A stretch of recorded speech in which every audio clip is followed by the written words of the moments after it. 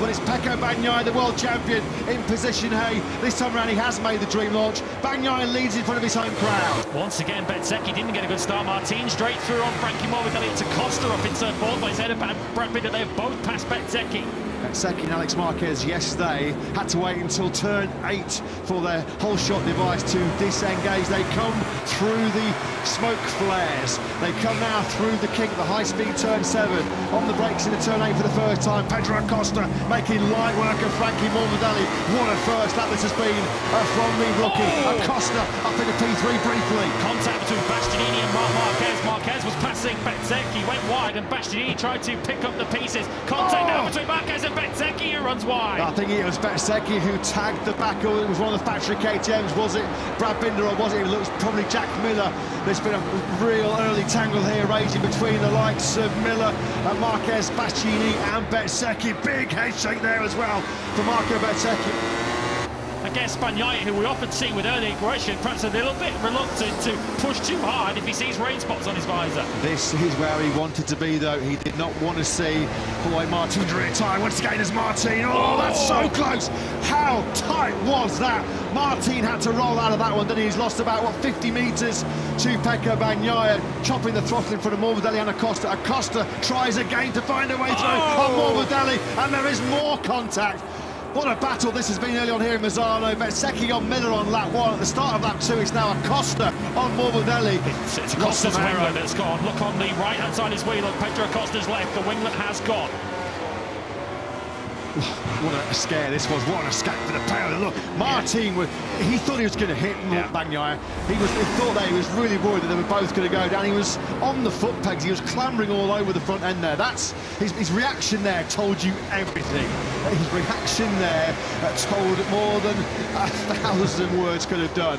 Jorge Martin was convinced he was going to clatter into the back of Pecco Bagnaia. Thankfully, the pair of them, they got away with it. So this is the Acosta-Morbidelli battle. Acosta, this was at least the second attempt he'd had at passing Morbidelli, and you can see it there, his left making contact with the rear of Morbidelli's Ducati as it sweeps around the outside of us. Not anything wrong from Morbidelli's part, but of course it took the winglet away from Acosta's KTM. Yeah, that could have been a lot worse as well. The pair of them could have been eating gravel. Now this is the third time that Acosta has had a little nibble. Gave him room. Yeah, this time around Morbidelli probably sensed it was coming, so Acosta then does find himself into P3. What a ride this is by the rookies. First visit on a MotoGP bike here to Misano. He runs wide though, doesn't he, going through Tremonto. You just wonder whether he's missing downforce in the braking zone for turn 9. It pitched him on that wide line. Morbidelli's feet's back on through. The loss of that aero is going to be a huge factor, a huge issue for Acosta to be contending with here.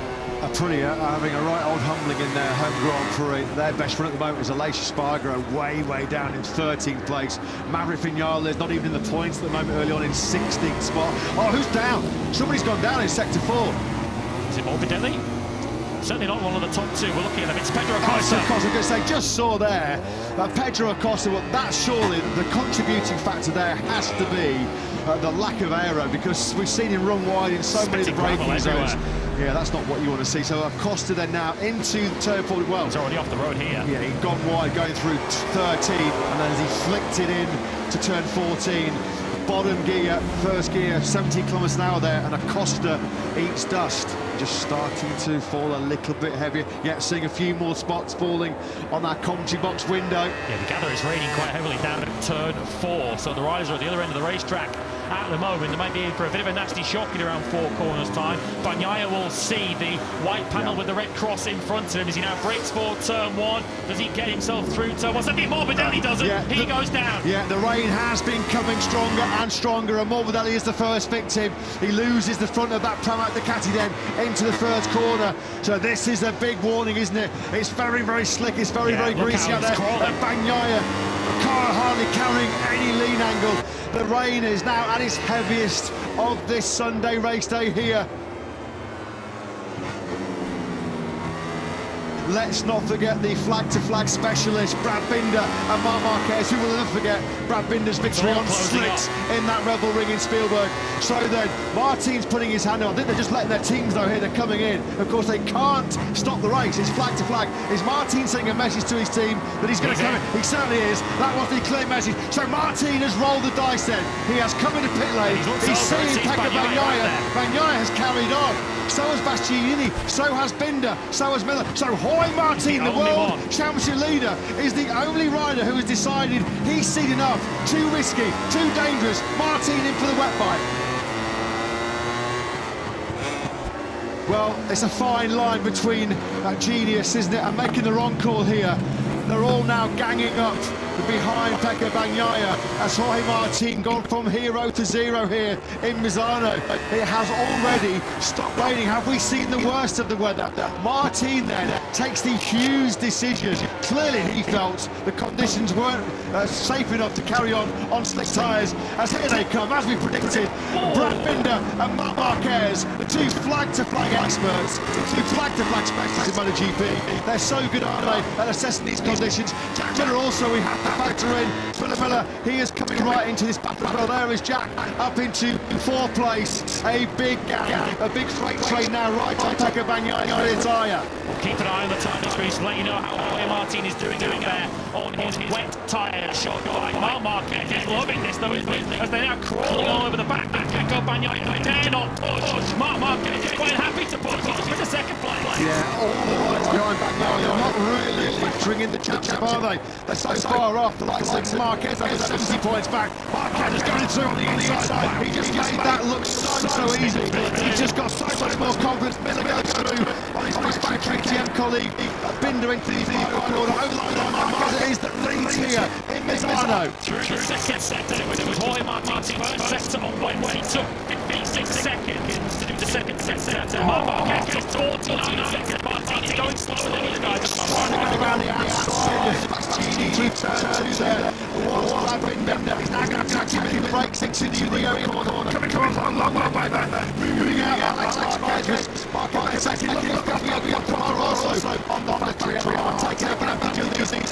He's getting himself into podium contention. Thomas Marquez is completely dried out. What a call! What is this? That's why Martin told him, you're the rider on the top of that cycle. You make the call. See them so young, you make it just as I did. But at that moment, it is a gamble that is tactically backfired on the world championship leader.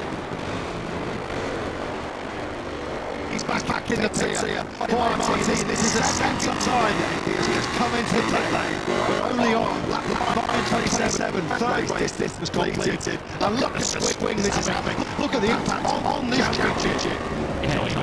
Second by Martin is effectively out of contention. He needs a red flag because otherwise he's fighting for just more points. All the riders who switch just come straight back in pit lane. Bagnaia attacks Marc Marquez. Martin Fernandez behind the Spargo Costa and Rins all come back up pit lane. 2 laps after changing. Big comes Jorge Martin. He is a lap down. I can hardly believe my eyes as Jorge Martin filters back out on circuit. He's been in the pit lane twice already in this Misano Grand Prix. Bastianini then looking to get through on Miller. Bastianini he can still win this Grand Prix. He did a 32.9 last time round. That's Miller. Bastianini 32.5. He can go with the leaders, I think, from here. He needs to make sure he passes Miller quickly. That's exactly what he's done. He's a second behind his teammate in second place. We know Bastianini's quite around here. Marc Marquez leading here in Misano. He loves this San Marino circuit.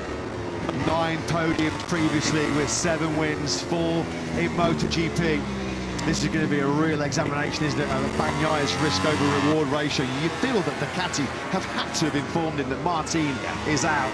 In these kind of real tricky conditions where it's so easy to make a mistake, what they don't want to see is Bagnaia throwing it to the scenery with Martin already way out of contention. Alex Marquez then finally gets through on Jack Miller. He's been trying that for a good few laps now, so The second Grassini Ducati is now up in 4th place. KTM's now 5th and 6th. Behind them is Marco Bezzecchi and Fabio Quartararo, who's continuing to hang on to this group. It runs all the way from 4th back into 8th place. You can see the number 20 just at the back of the picture, and then right behind them is a rather forlorn Jorge Martin. Marc Marquez might well want this a bit more than Pecco Bagnaia, because of course he's got very little to lose in terms of the championship. If you think Marc Marquez is still a title contender, he's very much on the fringes of it. 77 points behind Jorge Martin when this race began, and 51 behind Pecco Bagnaia. Of course, with Martin out of play, Marc Marquez might well think, hey, if I win this Grand Prix with Martin down in 15th, I might well be back in the mix. Will track Alex Marquez, who has been hotly pursued by Alex Marquez for a good number of laps now. Jack Miller's just running out of another plate on him. Marco Bezzecchi got into 6 on that previous lap. This is the battle then for the final World Championship point, and Vinales has caught back up with Jorge Martin, who now has a track limits warning. Vinales did a 32.3, Martin was back in the 33s last time around. You thought it couldn't get worse for Jorge Martin, it might be about to. Well, his head just must be scrambled after all the drama that's come his way in this Grand Prix. There is Maverick Vinales then. Yeah, they're a lap down, but they're fighting for a point. Hard on the brakes we go. Second to last lap here in Misano into turn 8. Alex Marquez doing a top job here of holding off Marco Bezzecchi. Fabio Quartararo has dispensed of Jack Miller. Some ride this once again by the factory Yamaha rider, starting inside the top 10. Points in the top 10 in the sprint yesterday. Not very often you see Fabio Quartararo collect double point scoring finishes in both the sprint and the Grand Prix, and double top 10s as well. He's doing that brilliant job once again by Quartararo. Yeah, Fabio Quartararo in a dry weather Sunday race hasn't finished higher than 7 so far. Bezzecchi now through on Alex Marquez. Is Marquez going to try and get back through? He dare not go through, because he would have run straight into the back of the 72, and the moment may now have gone for Alex Marquez. Bezzecchi a lap away from that 5th place. Quartararo might still have a say in the 6th place battle yet.